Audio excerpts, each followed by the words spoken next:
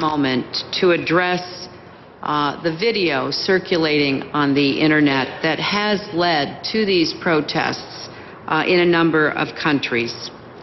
Let me state very clearly, and I hope it is obvious, that the United States government had absolutely nothing to do with this video. We absolutely reject its content and message. America's commitment to religious tolerance goes back to the very beginning of our nation.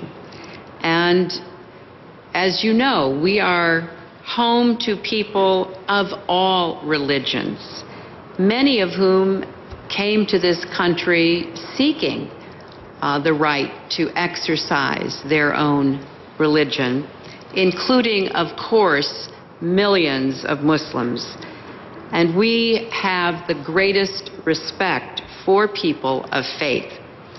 To us, to me personally, this video is disgusting and reprehensible. It appears to have a deeply cynical purpose to denigrate a great religion and to provoke rage. But as I said yesterday, there is no justification, none at all, for responding to this video with violence. We condemn the violence that has resulted in the strongest terms, and we greatly appreciate that many Muslims in the United States and around the world have spoken out on this issue. Violence, we believe, has no place in religion and is no way to honor religion. Islam, like other religions, respects the fundamental dignity of human beings, and it is a violation of that fundamental dignity to wage attacks on innocents.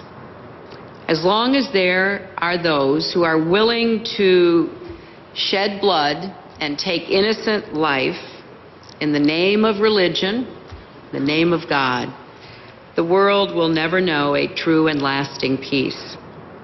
It is especially wrong for violence to be directed against diplomatic missions.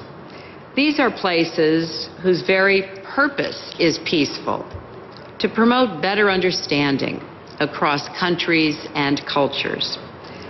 All governments have a responsibility to protect those spaces and people.